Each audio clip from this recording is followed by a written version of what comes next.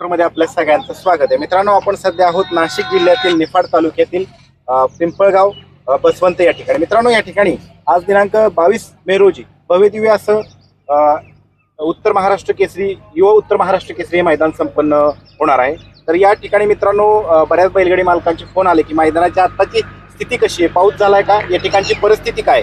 मित्रांनो, आपण पाहू शकता की अखिल भारतीय बैलगाडी संघटना महाराष्ट्र राज्याचे राज्य सचिव जागतिक विजेता पैलवान विलासदादा देशमुख हे वाईवरनं रात्री उशिरा निघाले आणि त्यानंतर ते थेट आता मैदानातच पोहोचलेले आहेत। त्यांच्या जोडीला होते प्रसिद्ध हिंद केसरी झेंडा पंच दरोडे बापू आणि त्यांचे इतर सहकारी। त्यांनी मैदानाची पाहणी केली। आता आपण जाणून घेऊयात पैलवान काय सांगतायत ते। पैलवान, काय सांगाल, कशा पद्धतीने आता मैदानाची स्थिती आहे? नाही, मैदानात कालपर्यंत कोणत्याही पावसाचा इथं व्यत्यय नव्हता, पण रात्री अचानक चांगला पाऊस झालेला आहे। आता जस्ट मी नाशिकमध्ये आल्या आल्या म्हणजे जिथं माझी व्यवस्था केली तिथूनच आता पहिली मैदानाची पाहणी केली।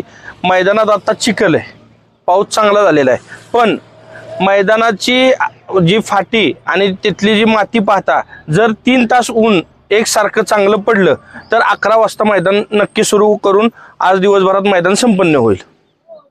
ही स्थिती आहे आता सध्या। आताची स्थिती ही आहे, गट 45 आहेत। आता ऊन तर आपल्याला सूर्य दिसतोय, सूर्य आता उगवलाय आणि अशाच पद्धतीने आता वाजलेत 7:15। जर 11 वाजेपर्यंत असा सूर्य राहिला तर ती स्थिती म्हणजे तिथलं पाणी कमी होऊन जाईल आणि पळण्यायोग्य मैदान होईल।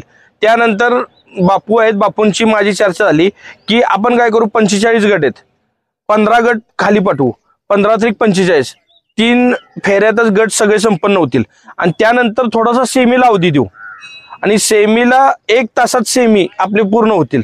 म्हणजे आयोजकांनी गणेश भाऊ बनकर यांनी हे मैदान इतकं सुसज्ज आणि चांगल्या पद्धतीचं तयार केलं होतं, पण त्यांच्या मैदानात जर आता ऊन पडलं तर 100% आपण त्यांचं मैदान संपन्न करून दाखवू। धन्यवाद दादा। मित्रांनो, अशाच अपडेट आपण वेळोवेळी देत राहू या मैदानाच्या संदर्भात।